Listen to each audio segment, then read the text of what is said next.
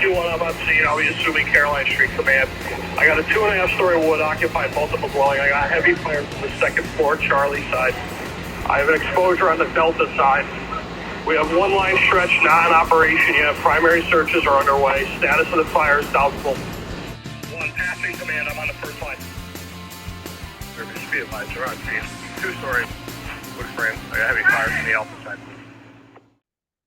Good afternoon, fans of the Volley Chief. Welcome back to another episode with my first guest, who, Mike, right? You were my first guest. That was your first one.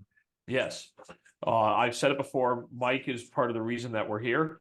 He forced me into this. And as you know, having Mike on, and I'll give Mike a minute to introduce himself. We did speak in the winter about upcoming ice rescue. So I thought it'd be great to bring him back and do a summer rescue, warm water rescue. Is that what you call it? Warm water?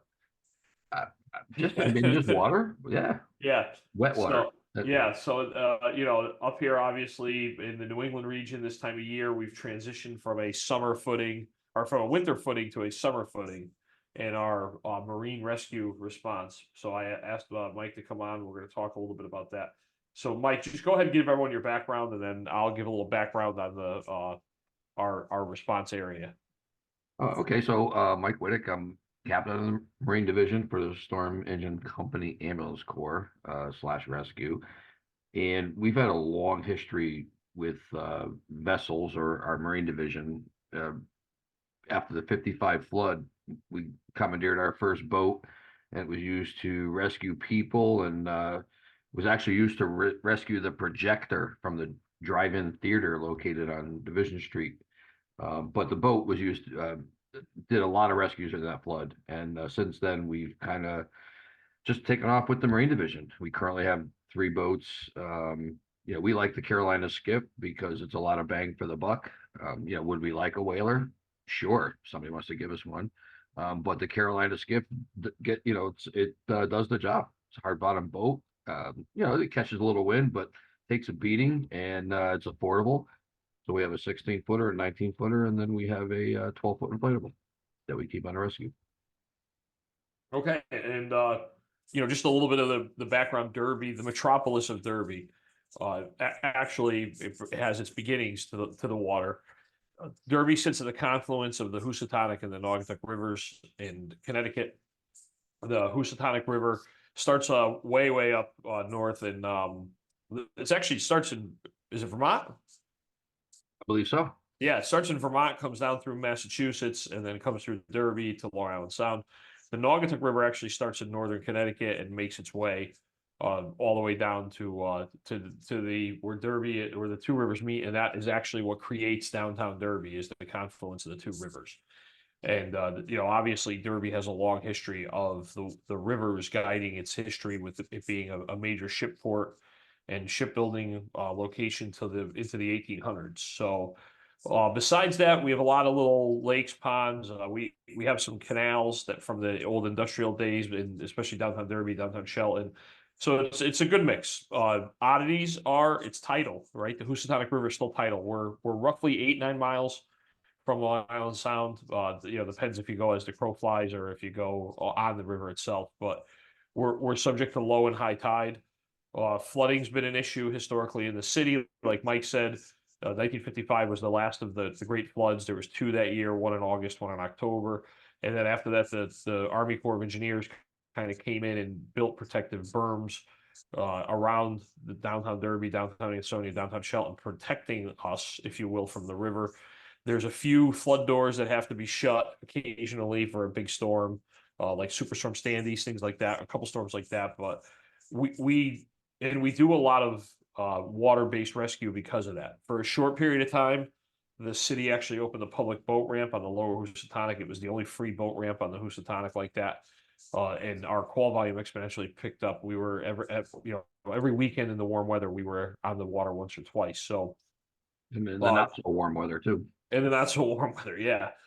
So the last time we brought Mike on again, it was fall. We were heading into the winter. I wanted to get him in before the summer because a lot of fire departments out there have a boat, right? And it's the boat, right? It's parked usually behind the firehouse all winter, You throw a cover over it, you get it shrink wrapped, and then in the springtime, you bring it out, dust it off, make sure the engines start. There's a couple life jackets in it, but there's a lot more to it than that. And I think as chief officers, as officers, one of our responsibilities is to ensure that whenever our vessel leaves the dock, it's properly equipped, it's properly manned, and it's ready to go. And Mike's been the Marine Division captain for as long, I think, as long as I can remember.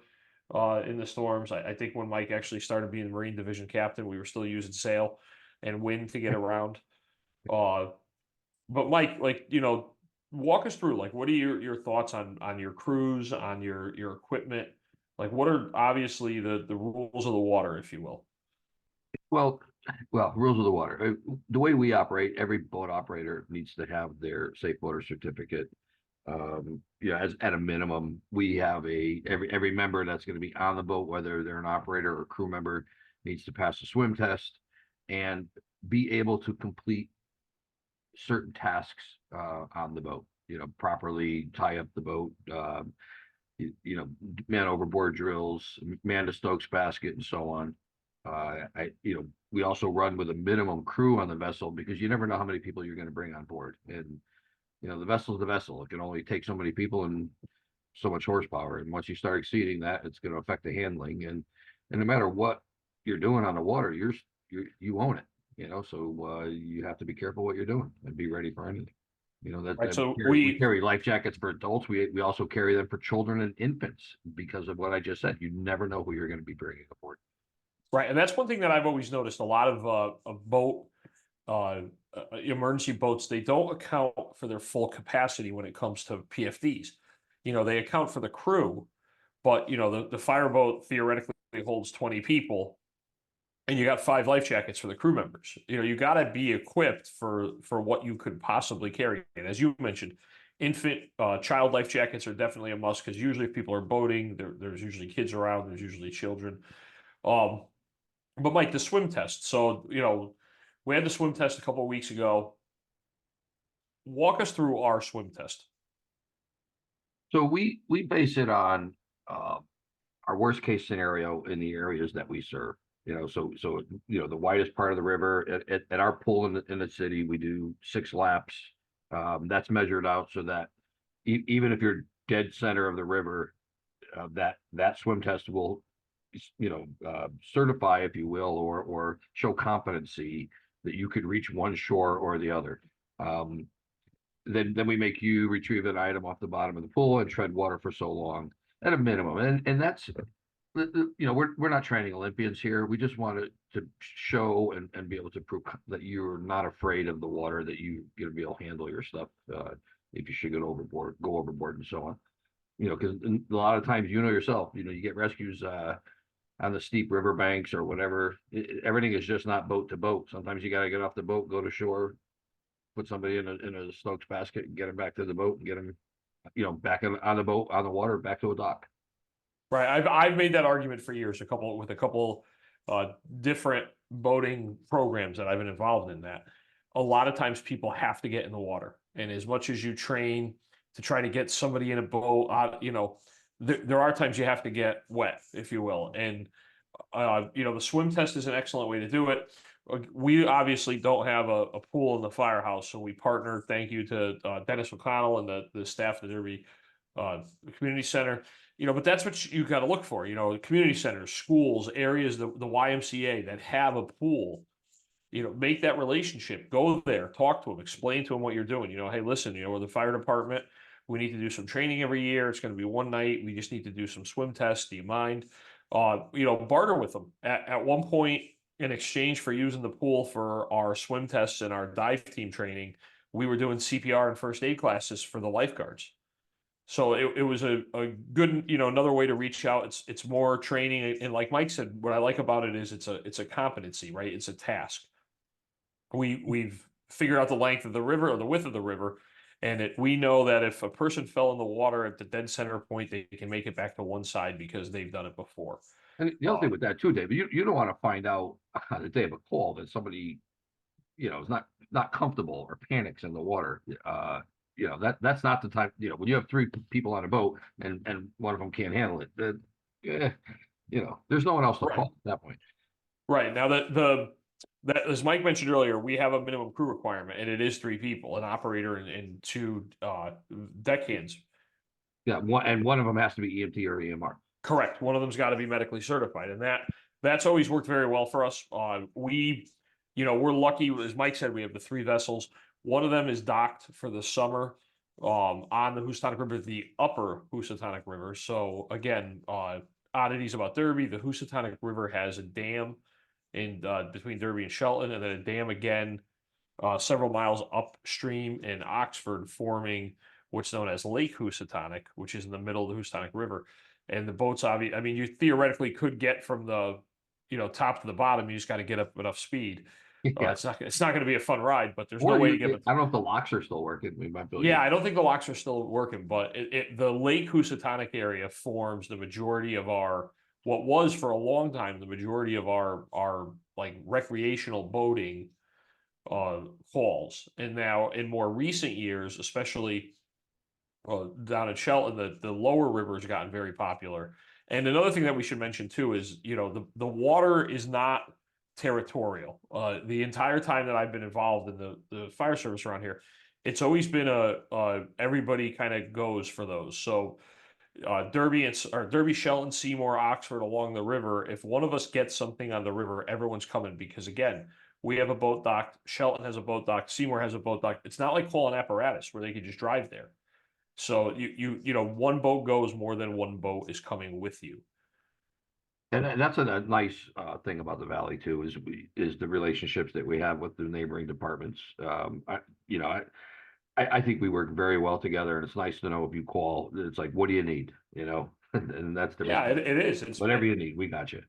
Yeah, and the different types of calls, Mike. Like let's again, yeah. I mean, all right, so we are for a while there. Our bread and butter was the people busting their ankles off the rope swing. Correct. This embankment was, like a 12-12 pitch, and it was, they would go out in the rope swing, and then they would chicken out last minute, and the rope, they're on the way back to the embankment when they decide to let go. Well, when you're 20 feet in the air and you land in 2 feet of water, something's got to give, and it's usually your tib fib. Yeah, and we, it's funny because we had an option there. Like the option was you could do a rope, rope job and lower someone down with a Stokes to get him and bring him up. And there was more dangerous than a rope swing. Right. And there was a couple times we went that route. I do remember there was a few times we had someone like halfway, they let go like real late and were not in the water. They were halfway up the hill. But the overwhelming majority of the time, the easiest thing to do is get them by boat. But as Mike said, a lot of times, this is one of those, you got to get the boat in as shore as close as you can. And then from there, you're going to, kind of hop out, Stokes basket them up and get them up back onto the boat on the. Well, 4th of July weekends, you got a ton of boat traffic. There's no one there to stop the boat traffic. So you would nose the boat up to shore. Your crew would jump out with medical supplies. You would back out so that the wakes wouldn't wash you in. They would package up the patient. Then you'd come in again, would get them up on the hoist to get them on board, and then take them to, the ambulance would be waiting for us at the dock downriver. Right. And, just for everybody listening out there too, understand the Stokes basket that we keep on the boat has a flotation kit on it, specifically made for a Stokes basket. It's not just like we're, on the side of the riverbank throwing somebody in and throwing them up on, they're done. It's done with flotation. It's done, This is a good time to mention that to end, if you haven't thought of it yet, this is a good time. The minute you make patient contact, you own them, and you need to establish positive victim buoyancy for every victim you come in contact with, including your crew. In other words, if God forbid something happens to your vessel and they go overboard, you own it. So make sure that they're safe and they're going to float face up and whatever. So just keep that in mind, in your daily operations. Yeah, and I mean we have a policy that if the boat leaves the dock, everyone has a PFD on. Especially if it leaves the dock, on a mission, if you will. It's mission or crew initiated contact. Right. Yep. And then very important. Yeah, and that was, like you said, that for a little while that was our bread and butter when the lower boat ramp was open for a while. We had everyone ripping the bottoms of their boats open. on that sandbar trying to get in. So the calls fluctuate. And again, you mentioned earlier, we require everyone to have a safe boating certificate. Connecticut is one of the states that requires you to have a boating license. I do believe there are still some states out there that don't require you to have a boating license, but it's been, several decades since I dabbled in marine law enforcement, to know which states did and which states didn't.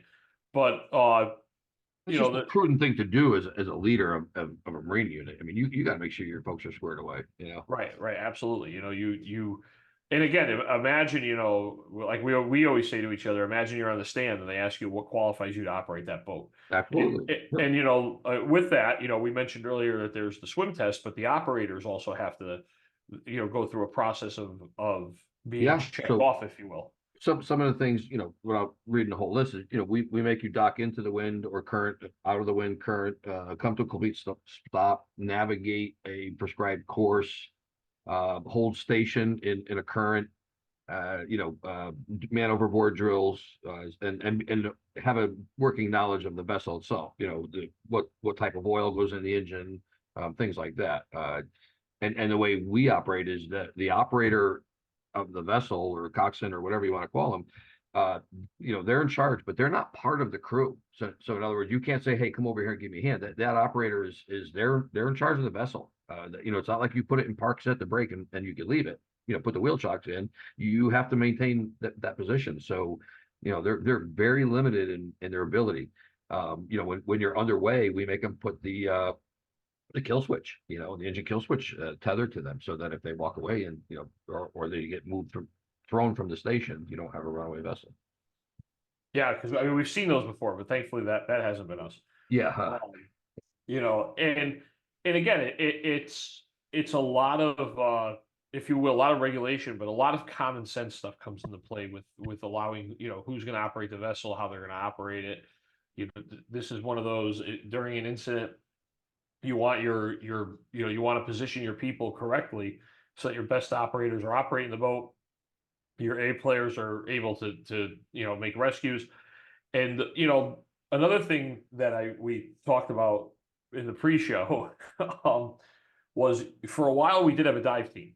And Mike, if you want to just go over what happened with that, if you will, because again, it's just a reality of the situation that we live in nowadays. Yeah, I mean, we've had a dive team for years. Of course, I can remember in the mid '70s, we going below the railroad trestle for a kid that allegedly jumped. But it's had its ups and downs, but pretty good. We were pretty solid for a while. But like any other volunteer department, membership retention, just retaining members is hard enough. Never mind retaining members that are master divers, public safety divers that want to train once a month and meet certain criteria. Because if you're going to hang that plaque on the wall, you better train to whatever that says on that plaque. And for us, it was just getting increasingly difficult. Finances are tough for everyone anywhere in the U.S. And like I said to you, in the end, the juice wasn't worth the squeeze, and we just, it become a liability issue and everything. So we made the decision to, kind of pull the plug on it for a little bit and see where it went. I mean, there's enough places that are close to us that train and they're squared away, and they would be more than happy to come down. Like the guys up in Newtown and stuff, they're awesome, and we got the Bridgeport PD and state police, and there's a ton of local places across the state that are more than willing to come out and help us, and we've proved it time and time again that they've been here at a moment's notice. Right, and that wasn't it was kind of one of those two. It was scaled back. Around, I would say, it had to be around 2005 or 6 is when we kind of first sat down and did the evaluation of it, where we said, hey, like we're starting to run low here. We did some training. The department did some training. That's how Mike and I got our dive certification. And we tried scaling back a little bit. Like we actually, right, Mike, we went kind of fair weather diving. If it, no night diving, no cold water diving. you know, Yeah, we kind of, we got to the point where we started putting so many limitations on ourselves right, based on the training that we were able to perform and equipment that we were able to maintain. And not only that, it's not just the divers. Your line tenders. In anybody who's listening, public safety diving. The diver's just a dope on the rope. The line tender is the one who's getting all the information, and there's just a lot that goes into it. And like I said, the juice wasn't worth the squeeze. And right. for I all mean, the other things we need to do, we needed to focus elsewhere, and that was based on frequency of calls.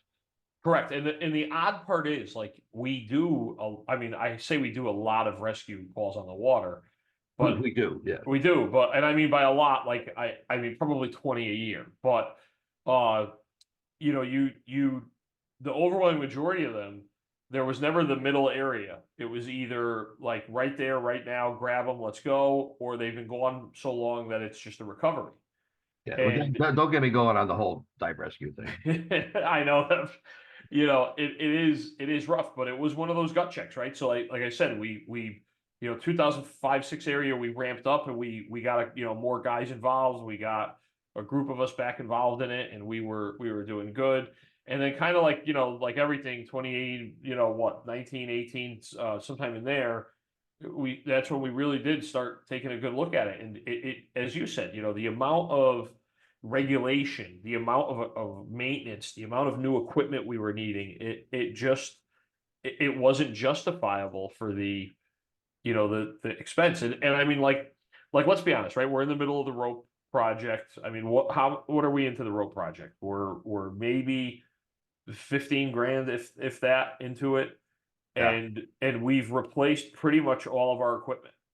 I mean, diving, I mean, yeah, Annual inspections and so on. Yeah. right. I mean, it's just the And then, cost, all you young guys went out and got married, and then, right? who's doing this and who's doing that, and, That was it, really. I mean, yeah. it was just And the bottom line is, listen, we all know the job comes with certain risks, and they're accepted risks, but you also get to the point where, like, are you really on the edge of, should I put my people in the water or not? And at the end of the day, you got to put your head on the pillow. And if everything goes right, are you still taking risks? And it's just, the risk isn't worth the reward at a certain point. And you have to really assess and be honest with yourself. Like, maybe it's time to think about this. Am I going to kill one of my own people because we haven't trained, or our equipment isn't up to par? It's a tough decision, but somebody's got to make it. right. And I mean, hey, it worked out well for us. We had a good run. We all got our dive gear. When I go on vacation to warm weather, I can go scuba diving, Yeah. and it's a lot of fun. Yeah. But yeah. At least you can see where you're diving there, though. Right. It just, the regulatory burden of the equipment, the training.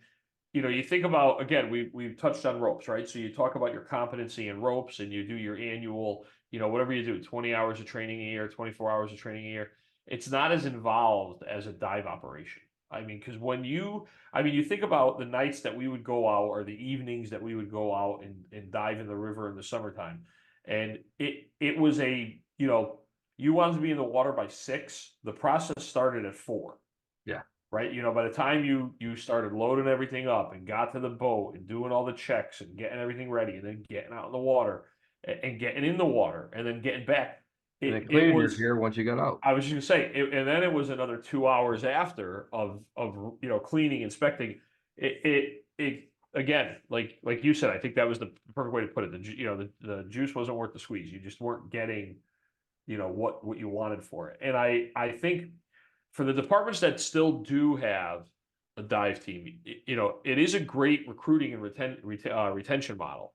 There are departments out there that just take divers. They'll send departments, they'll send you out to get all the certifications, all the training, and again, for some departments, it could be a great thing. But the biggest way that everyone's kind of going, though, with the dive teams is the regional approach, and you're seeing a lot of the stronger.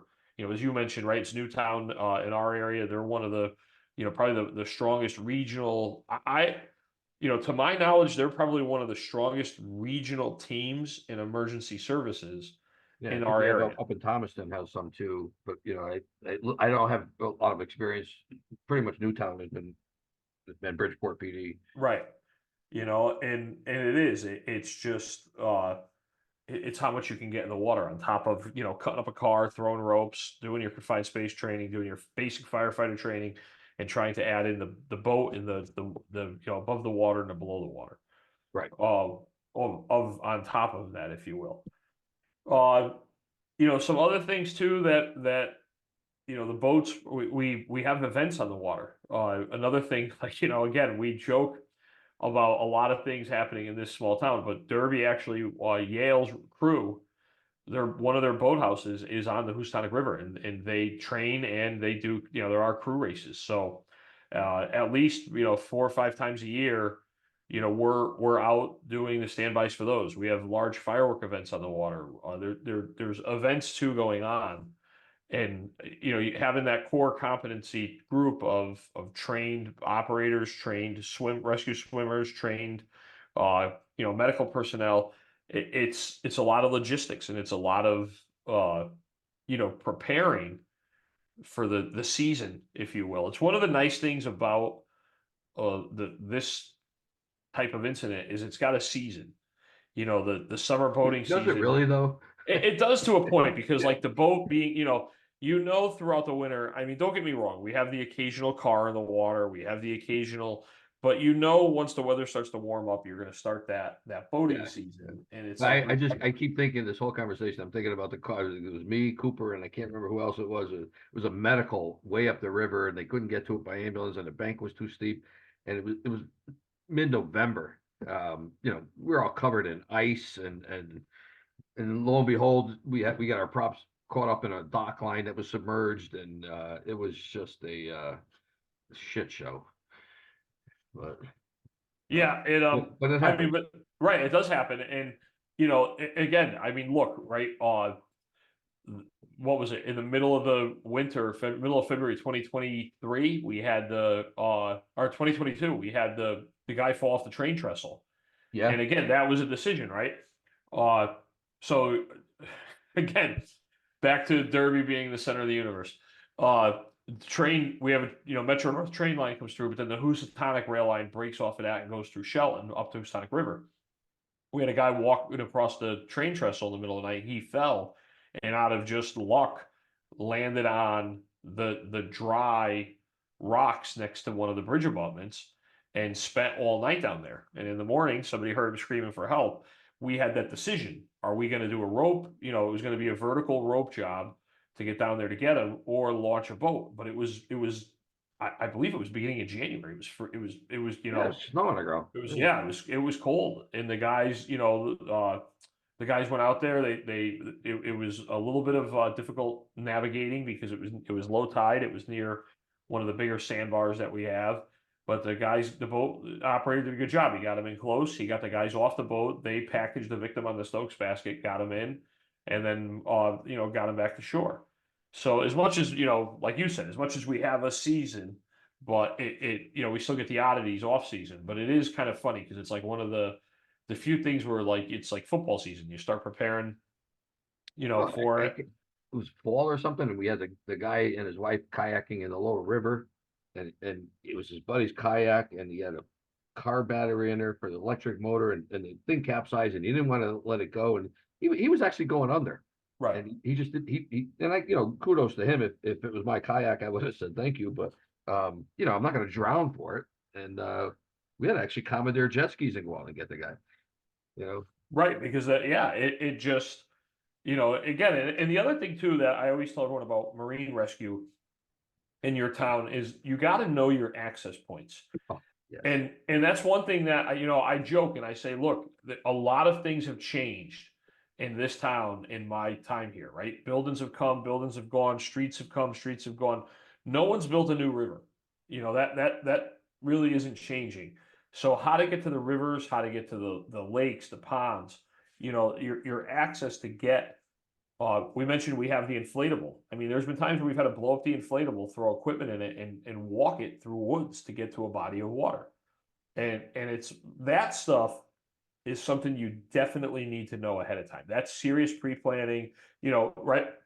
Know your launch points. You don't know what you don't know. So Right. that's where, like, everyone loves to train at the things that they're good at because it makes training fun and easy. No one likes to train at the things we suck at, Right. but that just makes you better. So you got to like, all right, here's a tough one, and then like our conversation the other day, get your training, your basic training, get everyone confident and competent, and then start adding the challenges. Okay, let's do it in some crappy weather. Let's do it and not have easy access, or let's do it and hey, what happens if our boat loses power when we're underway and we're midway to a rescue? What are we going to do? Little things like that. Just start throwing little caveats in it, and after a while, those scenario-based trainings that just makes your crew like on point, man. That you no matter who you have in that vessel, you're confident as a leader. You're like, these guys got it. These are my A players, and you have a strong bench. Yeah, and again, the pre-planning part of it too. I mean, shame on you if you have a boat call in your town or a water call in your town and you don't know how to get there. Now, I don't mean the confusion over where the call is, but there are times you'll hear people like go into a lake, go into a river. Well, hey, where should we put the boat in? We don't know. Do we have access here? Because those are there. And the other thing too is Google Earth your Right. district. You're gonna find bodies of water that you never knew existed or that you never realized, what, there's a road with a house with a driveway right here that we can get to if we had to get on this water. And Uh, generational, like younger years ago, guys would get on their bikes and drive through the woods or do this. You knew where all the ponds were. You might have played hockey on them as a kid. Nowadays, you know, if we're lucky enough to pull you away from your iPad, you know, right. you're not going to learn anything that way. Another huge asset in water rescue that we haven't touched on that is literally your wheelhouse. Drones. Yes, Yeah. again, I mean, drone use for marine Well, rescue, it gets an eye on it so much. I mean, not so only much that, but quicker. some of the picker drones have payload releases. You could actually fly out a PFD and drop it to somebody until you get Right. it sustains them until you get a vessel out there. I'll have to put a link in the description. The rescue we mentioned earlier during the winter, where the gentleman fell in the off the train trestle. Keith Meritori, Fireground Images, he droned the rescue. Yeah. He and if you're the incident commander and you're parked at the boat dock when your guys are hitting the water and they're all the actions taking place a quarter mile downriver behind a bend, getting a drone up in the air and getting an eye on it with the drone is a great way to get your situational awareness and even looking for something. Hey, we had a reported person fall in the water. They were wearing a blue shirt or blue swimsuit. Yeah. So you get the drone, you fly up and down the river. We don't use that a lot. I mean, we've had a couple instances where we had that late night. Hey, we think somebody might be in the water, and we've been able to. Luckily, there was one time we actually, again, since we are title, we can call the Coast Guard on a stretch if we have to, and we did. We had the one time we had to report a person in the water. We couldn't find him. It was getting dark.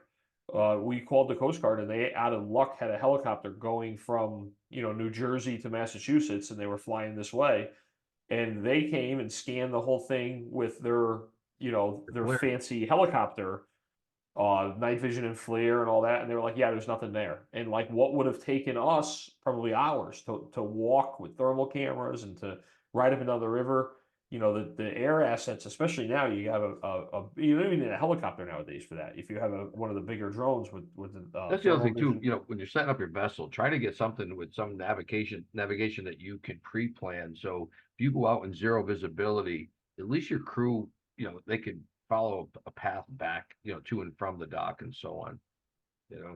Yeah, we had that. To this day, we have no idea why. We had this really weird situation where they were getting EPIRBs. The Coast Guard was getting EPIRBs that it would flash for 1 minute in the middle of the Hudson River and then flash for 1 minute in the middle of the Houstonic River. And remember, we had like 2 or 3 calls where like, Yeah. the dispatch Motor in called and distress. said, yeah, there's a vessel in distress. Then they'd call and say, listen, the Coast Guard says they're not sure if the boat is in the Hudson River or the Houstonic River. It's coming up on the EPIRB weird.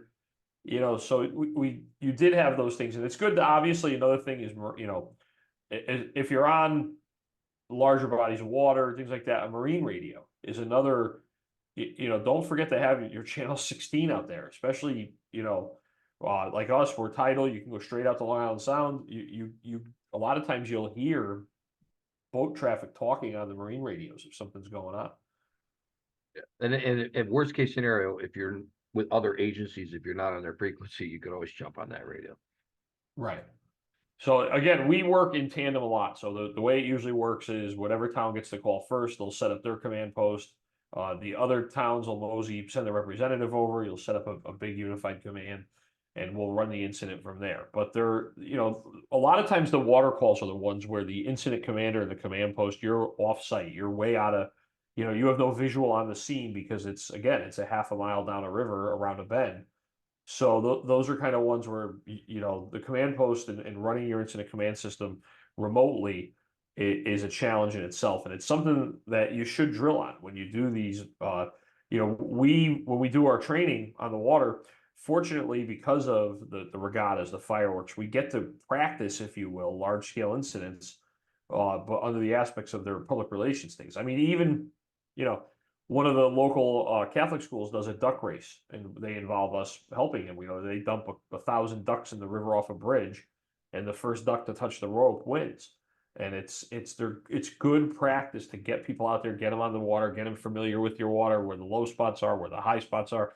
Do you have any debris in the water? Things like that you got to look out for. Yeah, that's the other thing. Like some departments, and I hear this as well. No, we can't take the boat out because we have to go through a whole chain of people, and then the fuel is locked up and all this stuff. And man, if there's anything I can say is encourage your folks to get as much wheel time and on the water time as possible. It's training. Log it as training. Do it when you go out there. Do a drill. Do a man overboard drill. Do some docking drills. Dock into the wind, dock out of the wind, dock. Whatever. It's close quarter boat handling. There's just so much you can do, and it's fun, but it's all training, and you when the fecal matter hits the rotary oscillator, you got to have it together. That's not the time to learn how to do things. You have to perform. When someone calls 911, they expect you to know what you're doing. Yeah, and with that statement of when someone calls 911, they want you to know what you're doing. One of the things to show we haven't really, I should say, we haven't done a lot of like specific call war story type things, but I do want you to tell everyone out there that the greatest lesson you learned about water rescue. And I'm gonna let you tell it because it is, we can always laugh at our own mistakes, but and you mentioned it, you did mention it the Rooney earlier. Bridge. Yes, but I want you to tell that story because not only because we all a good laugh at your expense, but when it comes to water rescue, it's pertinent, especially if you're dealing with narrower bodies of water. So I'm going to let you tell your story, and then we'll laugh after.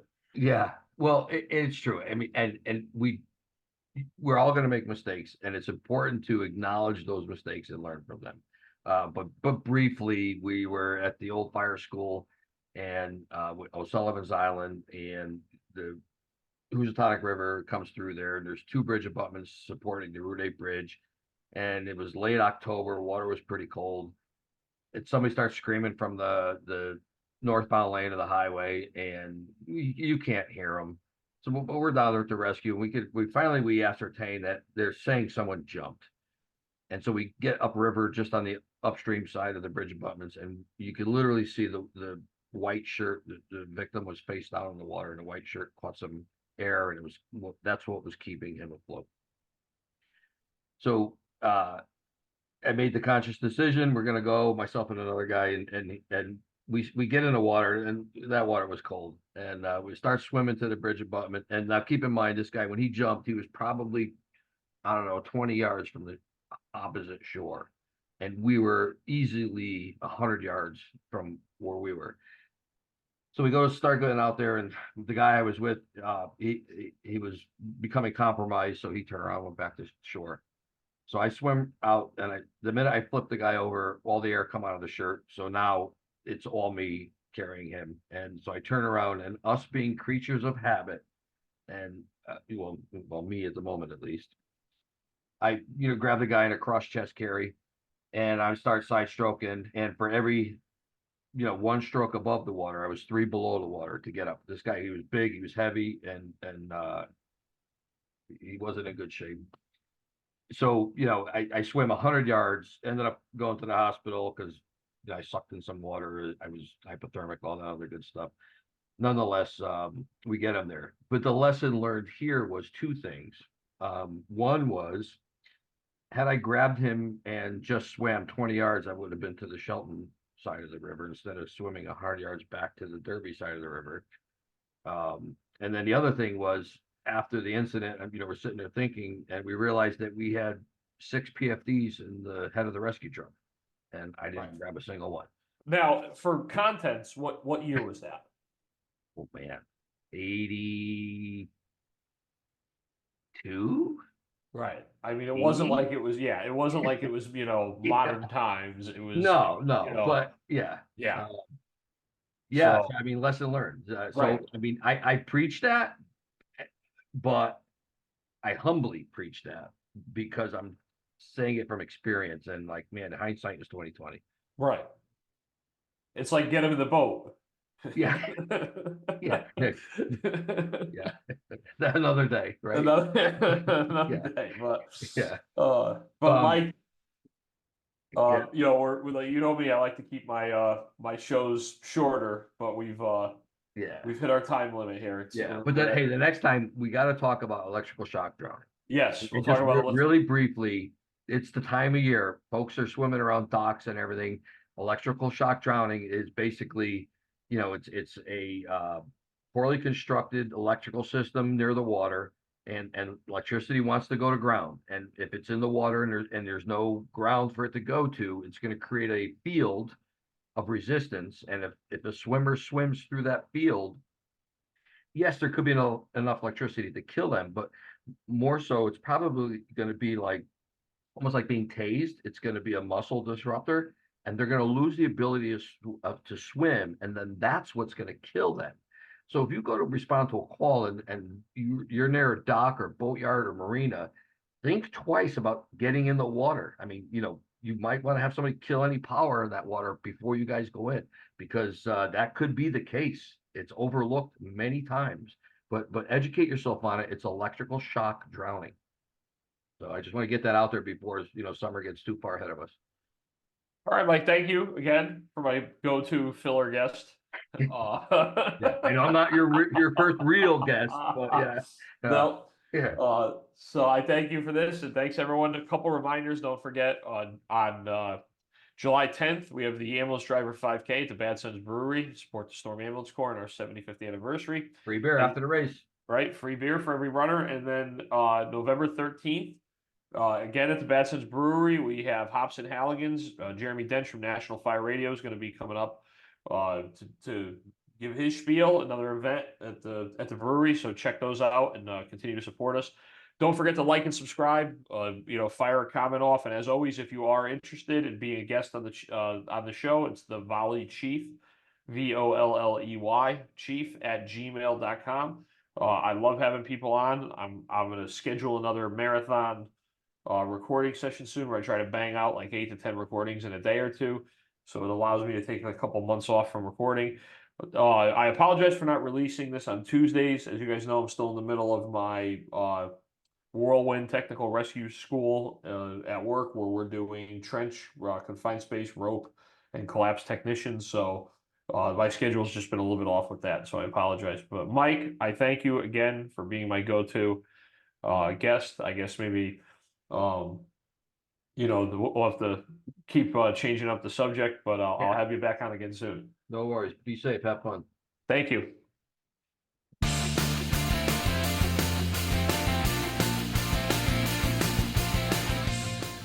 FD1's back in service. Commands terminated.